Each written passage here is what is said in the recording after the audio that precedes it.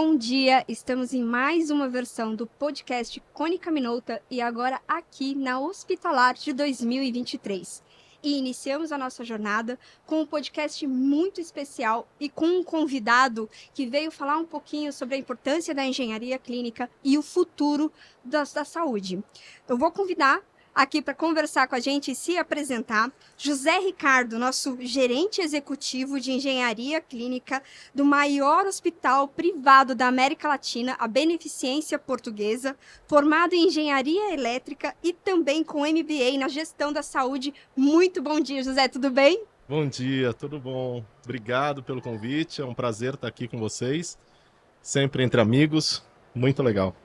E para juntar o nosso bate-papo, convido também o nosso engenheiro, que é o Ian Maia, para trocar um pouquinho dessas expertises sobre a engenharia clínica, e o João Vieira, que é o nosso gerente e que está aí coordenando e dando suporte para a Beneficência Portuguesa e assessorando também o nosso cliente aqui, José Ricardo.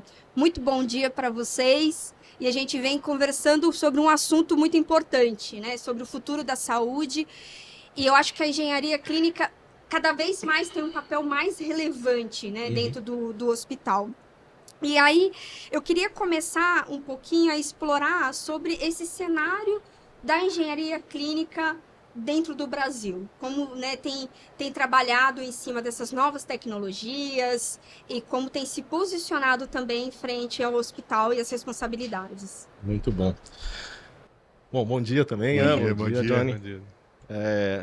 A engenharia clínica ela tem se desenvolvido no Brasil e de uma maneira bem interessante, bem estratégica. Ela tem cada vez mais se colocado na gestão do parque, não só na manutenção. Então, toda essa questão de trazer a novidade, de trazer a inovação, de trazer o que tem de novo, o que pode ser melhor para o paciente, tem sido canalizado cada vez mais pela engenharia clínica. A pandemia conseguiu dar um potencial, conseguiu potencializar essa questão da engenharia clínica Legal. muito bom, de uma maneira muito boa. Trouxe a cena, trouxe à tona toda essa questão da engenharia clínica com o suporte necessário naquele momento e acelerou diversas questões também. Então, hoje a engenharia clínica no Brasil está muito além do que os primórdios, é claro, é esperado isso dela, mas eu acho que a gente conseguiu caminhar super bem. Uma coisa é o que se esperam de nós, outra coisa que a gente consegue entregar, né? Mas eu acho que a engenharia clínica no Brasil está conseguindo entregar essa evolução, entregar esse posicionamento além da manutenção, além da calibração, além da preventiva, indo nos pontos de conexão, indo nos pontos de evolução da tecnologia e trazendo sempre o que há de melhor para a experiência dos nossos pacientes. Acho que o desafio da pandemia, né, a engenharia clínica, ela sobressaiu, né, exatamente por conseguir resolver problemas de formas mais assertivas, né, e dar o drive para o hospital. Isso foi muito importante, né, a participação da engenharia clínica. A engenharia clínica ela vem de uma posição estratégica de conseguir articular com vários pontos, né? Então a gente tem o atendimento dos anseios clínicos, o atendimento dos anseios administrativos, o atendimento dos anseios tecnológicos.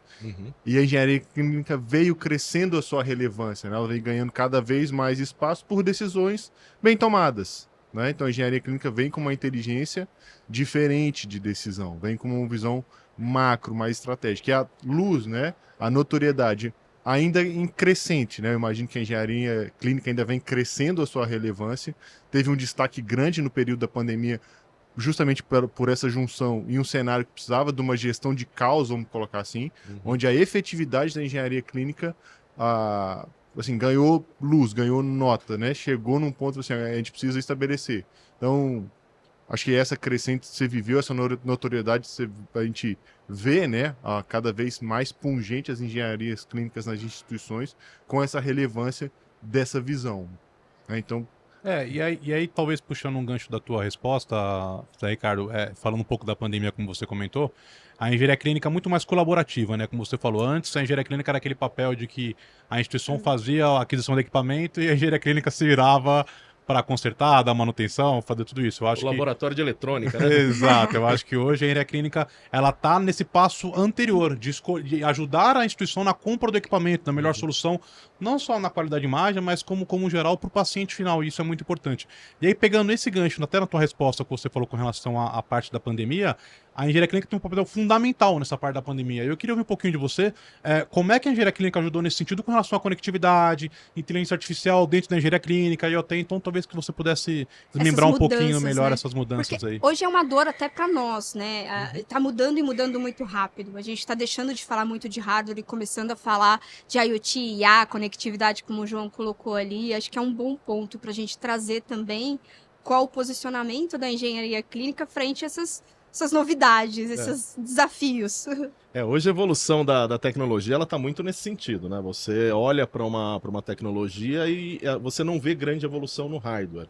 Eu acho que, falando de imagem, por exemplo, a maneira de gerar uma imagem do ponto de vista de energia, ela já foi descoberta e já está sendo aplicada. Agora, o que fazer com isso, né? Como que você melhora a qualidade, como que você consegue fazer uma imagem melhor com menos energia, tudo isso está no pós-processamento. Então, cada vez mais o desenvolvimento está em software. Software, inteligência artificial, além de toda a parte de IoT também, que faz todo o sensoriamento da máquina e todo o sensoriamento dos ambientes também para trazer informação para a gente. Então, é de suma importância que a engenharia clínica acompanhe essa aceleração que teve da evolução tecnológica.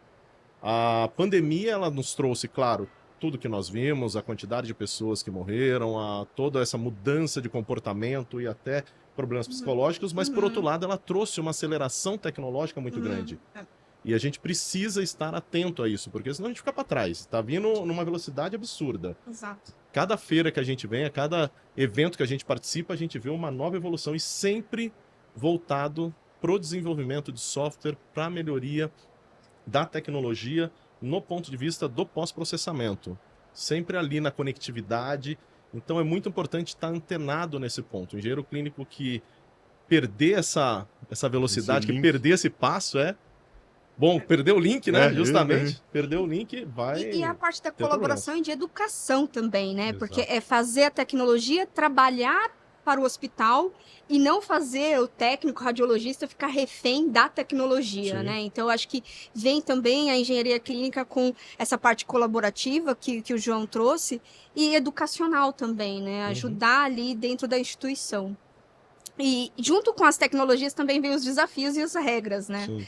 Então, a gente discute bastante a LGPD, que tem impactado todos os setores, e na engenharia clínica eu acredito que não seja diferente.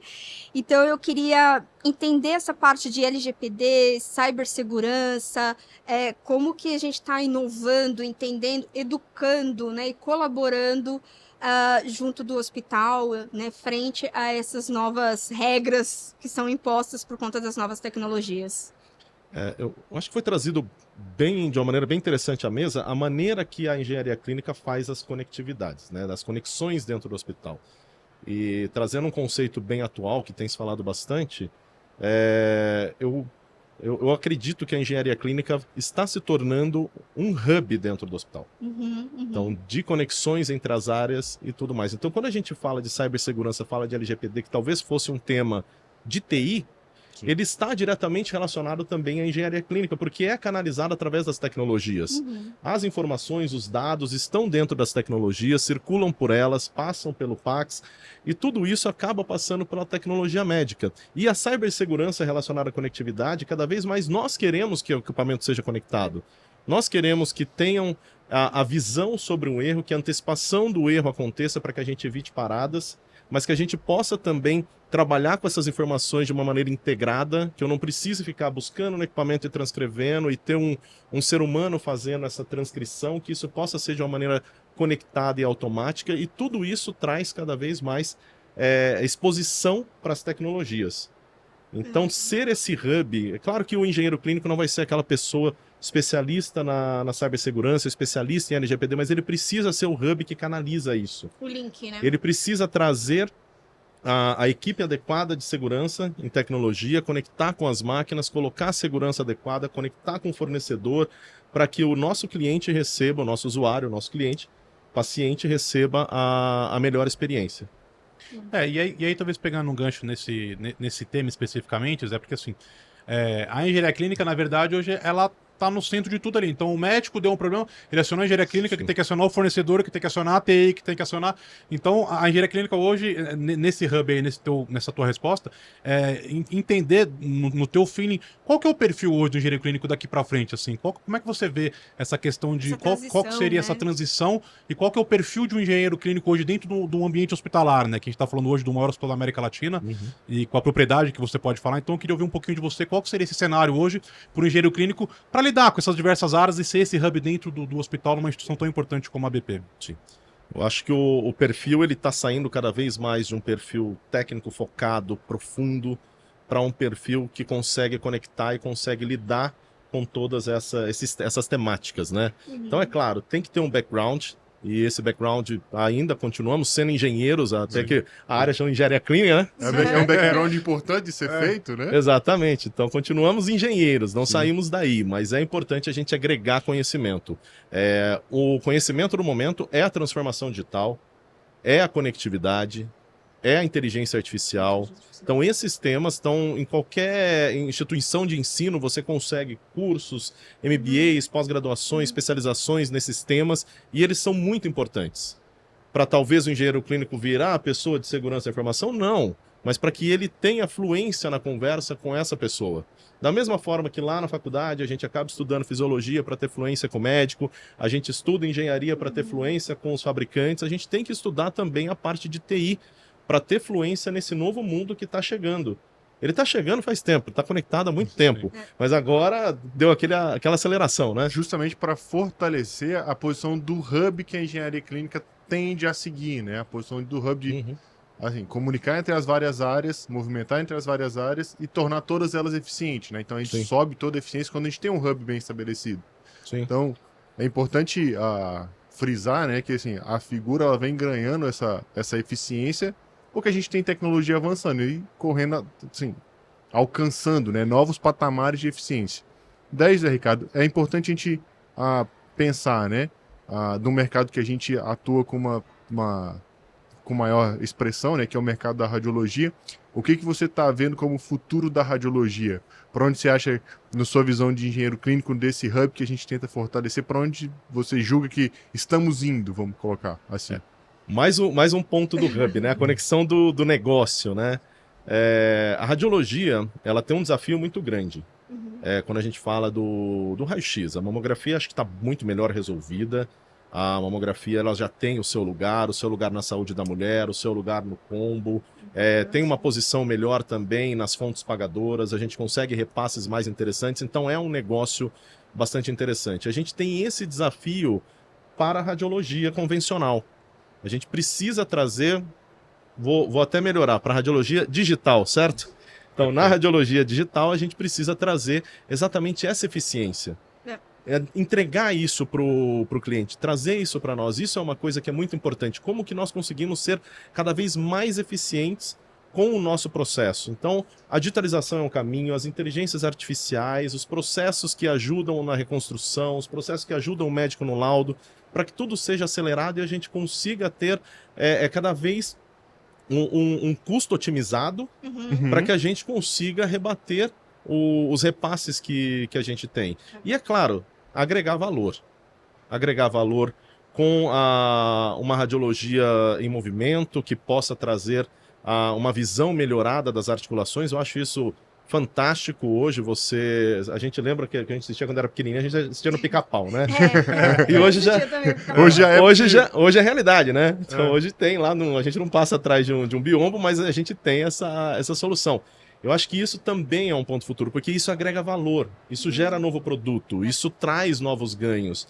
Então, às vezes, não é simplesmente ficar tentando reduzir o custo, otimizar o custo, mas sim também trazer novas opções que agregam valor para o projeto. Não é puxar o custo para baixo, é eventualmente subir a eficiência do atendimento, subir essa eficiência, ela vai te agregar a mesma composição de valor, né? Você tem dois jeitos de mexer na equação, ou você baixa custo ou você sobe eficiência. Exatamente. Então, e aí buscando essa eficiência, desculpa, Dani, mas E aí, dentro desse cenário, assim, você enxerga algum desafio específico dentro da engenharia clínica, Zé Ricardo? No sentido assim, onde você tem pessoas, você tem talvez ferramentas de gestão, você tem, como você falou, a parte da imagem a gente já conhece, mas agora a parte da inteligência artificial, conectividade.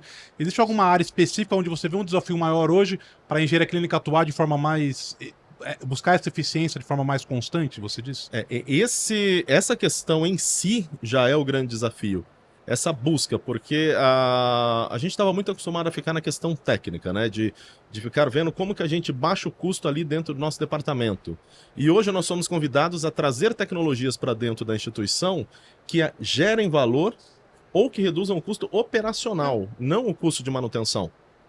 Então essa mudança de mindset, de olhar para o negócio, mais uma conexão no Hub, de olhar para o negócio, tem sido um grande desafio, porque é uma mudança realmente do métier que a gente estava inserido. A gente sempre olhou na redução do custo de manutenção, e agora a gente tem que olhar no aumento da lucratividade, no aumento da receita, na redução do custo operacional e não do custo simplesmente de manutenção, e toda essa visão de negócio atrelada dentro de um departamento de engenharia.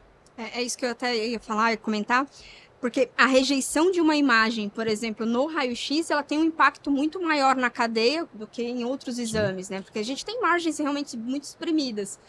E aí você acaba impactando o paciente, que tem que ter uma dose, né, novamente daquele exame, você impacta a cadeia de exames, custos operacionais, energia. Sim. Então, eu acho que trazer, né, essa responsabilidade da engenharia clínica de trazer efetividade para soluções, né, até mesmo para o raio-x, ela é primordial, né? Ela é o que vai fazer a diferença da gente realmente ter efetividade mesmo em exames mais simplistas, como o exame de tórax ou um exame de raio-x. É importante comentar que a gente vai ter aí essa medida, né, de eficiência, e essa medida é uma aferição, né? Acho que a engenharia clínica também vem muito com esse foco de vamos sair do feeling, vamos entrar na estatística. Sim. Então, da sua experiência, é uma migração que você vê cada vez mais pungente? É assim que se abordam as novas tomadas de decisão? Sim, são muito mais amplas, na verdade. Elas deixaram de ser simplesmente técnicas. Qual equipamento que tem determinada energia, qual a resolução do equipamento, e vai muito além. Chega ao ponto da gente olhar qual que é o nosso posicionamento de mercado na aquisição de determinada tecnologia. E isso ser um item de tomada de decisão. Então você tem toda a questão técnica que está resolvida, você tem toda a questão de negócio que está resolvida, e às vezes a decisão é tomada também pelo posicionamento de mercado. O equipamento digital versus o equipamento analógico, qual que me posiciona melhor no mercado, considerando que os dois estão entregando a mesma qualidade de imagem, o mesmo valor de fluxo. Então, isso também é algo que a gente tem que trazer. Que é posto na conta, né? Também É mais na um conta. fator que entra ali na equação ali. na equação da tomada Sim. de decisão. Sim, e é importante que a gente consiga trazer isso, porque como Hub, a gente que consegue fazer todas as conexões e começar a trazer as pessoas. Na própria concepção do projeto, acaba sendo a engenharia clínica que puxa isso. Então, no nosso fluxo, por exemplo, os projetos de tecnologia nascem conosco e nós montamos as comissões e começamos a trazer as pessoas, os stakeholders que participam. Então, claro, equipe médica está na mesa, equipe assistencial está na mesa, mas estamos trazendo também equipe comercial, equipe de marketing, equipe operacional, para que traga também essas visões e consiga online colocar isso no mercado. De nada adianta eu ter um super equipamento que os médicos sabem mexer com assistencial, está super tranquilo com ele, se o mercado não sabe que eu tenho. Como que eu faço essa atratividade? Como que eu mostro para o mercado que eu tenho uma tecnologia destacada que pode trazer um benefício na experiência do paciente? Eu preciso levar isso adiante também. Então isso é um exercício que está nascendo da gente, que nós temos a informação e precisamos fazer isso ser visto, fazer ser conhecido, né? Bom, chegando ao fim aqui do nosso bate-papo, a gente se conhece há muito tempo e cada vez que a gente tomou um café, eu tive um aprendizado, né? Eu acho que é legítimo essa sua preocupação com eficiência. A gente já teve outros bate-papos, talvez até um pouco mais intensos, para a gente falar e discutir projetos, fazer a coisa acontecer e dar certo. É uma honra muito grande ter você aqui no nosso podcast. E agradecer toda essa jornada. Não é o primeiro café que a gente tomou, né? Agora se tornando um podcast, todo esse conhecimento que você tem. E é bonito ver, né, o quanto você se dedica à sua carreira em trazer essa efetividade dentro para a engenharia clínica, essa preocupação com o paciente e com toda a cadeia de suplementos. Obrigada. E aproveitar também para tuas palavras finais aí, Zé Ricardo, com relação à escola hoje, que a BPE, não só na parte de residente, que ela já é conhecida, né, por conta da parte dos médicos, mas também hoje ela se torna uma escola para a parte da engenharia clínica. Sim. E aí muito pela tua gestão ali. Então, te agradecer novamente pelo seu tempo, por esse bate-papo. E se você puder finalizar, talvez, falando um pouco nesse sentido, a importância que é formar essas pessoas hoje, os profissionais. Você sabe que hoje, na verdade, a BPE acaba sendo uma escola também para a parte de engenharia. Então, Sim. é um pouco mais esse teu perfil mais de formar esses profissionais. E agradecer novamente o Ian, a Dani e seu tempo aí. Obrigado. Obrigado, é sempre uma honra estar com vocês, Dani, de tantos carnavais, né, Dani? Ian, Johnny também. Muitos hospitalares. Muitos hospitalares, muitas JPRs, mas... E obrigado pelo convite, para mim é uma honra estar aqui podendo falar um pouco sobre a engenharia clínica.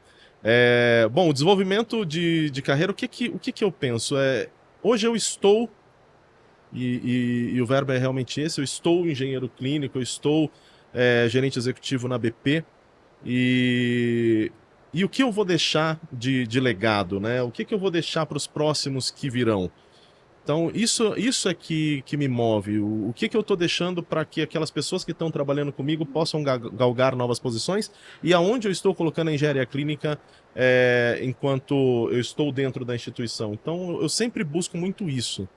Eu entrei na instituição, a engenharia clínica não era uma gerência executiva, então hoje ela já é uma gerência executiva. Isso é oportunidade para o pessoal que está trabalhando comigo, é uma oportunidade para o mercado e é um posicionamento relevante para a engenharia clínica dentro de um hospital como a BP, dentro de um mercado da saúde no Brasil.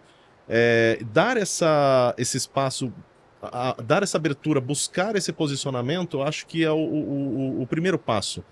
É você dar horizonte para as pessoas. E aí você tem que dar espaço também para que cada pessoa consiga se desenvolver. A gente fala sempre numa gestão horizontal, numa gestão criativa, numa gestão inovadora. E eu tento aplicar muito isso com o meu time. Cada um tem a sua responsabilidade. Vocês sabem pela lida que vocês têm no dia a dia. Então, os projetos não são centralizados em mim, os projetos ficam com a equipe tem essa liberdade de desenvolver os seus projetos. E eu preciso confiar neles para que o projeto aconteça. E é assim que as pessoas crescem, é assim que os profissionais se desenvolvem e amadurecem. Quando eles têm a oportunidade de realmente mostrar o que eles sabem, e serem desafiados, né? Não é com coisinhas simples que as pessoas vão se desenvolver. Ela precisa ter um desafio, eles precisam se esforçar. Então, acho que cada vez mais a gente tem que olhar para os que virão depois. Não quero me tornar um dinossauro na cadeira, quero dar sequência tanto na minha carreira quanto na carreira dos que vêm depois de mim. E com esse propósito de colocar a engenharia clínica cada vez mais num ponto estratégico dentro das instituições. Legal. Zé Ricardo, muito obrigado novamente. Obrigado, Obrigado, gente. Valeu.